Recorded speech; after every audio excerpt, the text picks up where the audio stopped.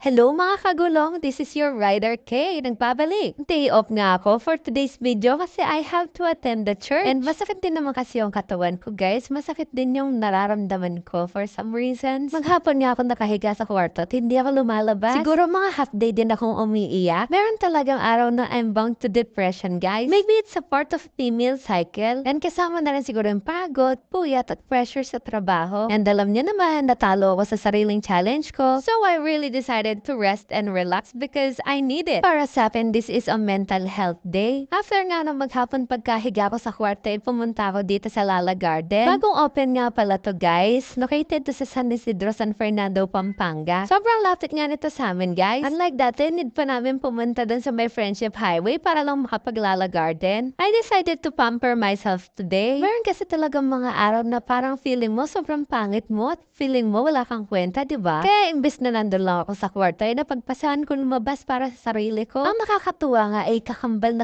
nga nung nasa Friendship Highway yung Lala Garden na to. Halos walang pinagkaiba, pati yung CR parehong pareho. Yung malaking mukhang playground na maraming grass nga lang sa labas yung kakaiba dito. Ito yung gusto ko sa Lala Garden may pa-tissue. Saktong video nga lang yung nagawa ko dito guys. Hindi naman ako makapagkape kasi ang daming tao. Nung pagdating ko nga, wala na rin silang sinaserve dito ng mga tinapay kasi ubus na. O, diba pati fountain at hagdanan siyang siya? Ang pinaka nagawa ko nga lang dito ay mag-video. Kaya lang kaya huhupa yung mga tao dito nung matry ko. Sa mga hindi pa nga nakakapunta ng Lala Garden guys, ganito yung view dito.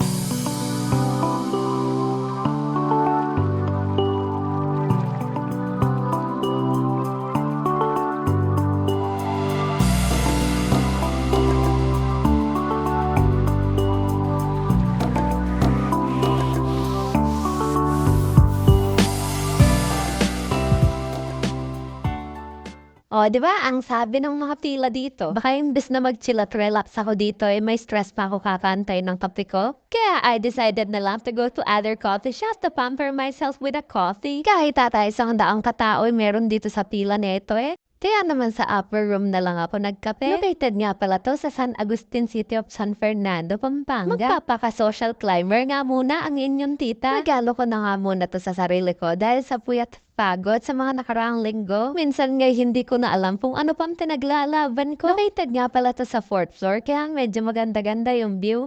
Tinitigan ko, nilapitan ko. Ay, sorry, ako pala yun. Ito nga pala yung view ng upper room, guys. Makikita mo yung kabuuan ng Macdo, yung Walter Mart, yung Vista Mall. O, diba? Special. Pero sa loob pa rin ako nagtambay, guys, kasi sobrang init pa rin sa labas kahit gabi na. At ito, ko pasway-sway lang ng paa. Ito nga pala yung ambience nila.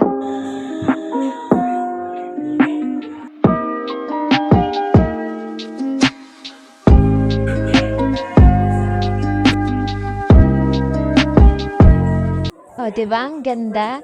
Ay, sorry. Ako na naman pala yan. Ito nga pala yung ambience nila sa loob, guys. Okay na rin kahit hindi ako sa Lala Garden nakainom ng kape kasi masarap at maganda rin naman yung ambience dito sa upper room. Parang ako lang ganun. Ay naku nakakasawa ka ng pagsabihan. After ko nga magkape, dumiretso ako dito sa may Vista Mall. Pa-window shopping lang, guys. Wala kasi tayong pambili niyan Kakaganda nga nung mga dress dito kaya natagalan ako. Nagtingin-tingin din kaya ng crop top yung tita mo. Baka bagets na tita Lady Rider yarn. Dinin ko talaga babagay sa akin yung kulay brown na to. Konting gabot pa sa trabaho at sexy na ako at kakasya sa akin to. At syempre, walang katapos ang Watson. Dito tayo napapagastos, Jace, no? Hay nako, may mag-propose lang talaga sa akin kahit ganito lang isasagutin ko. Charing, kaya dami-dami ko ang window shopping for today's video. Medyo nga nalalaki yung mata ko kasi kahit isang araw na trabaho hindi kakasya sa presyo. Hanggang tingin lang talaga tayo mga besh. Pero at least updated na pag na ganito na pala kamamahal yung mga bilihin ngayon. Titingin pa sana ako ng pampaputi at pampaganda mga mika. So grabe naman lagi ako nakabila de wala rin kwenta. Kaya yung mga ganitong klase ng shop dinadaan-daanan ko na muna. Tsaka natural naman yung ganda ng inyong tita. Yak,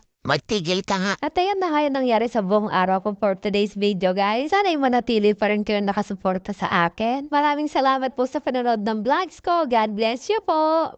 Bye! Your Lady Rider K signing out!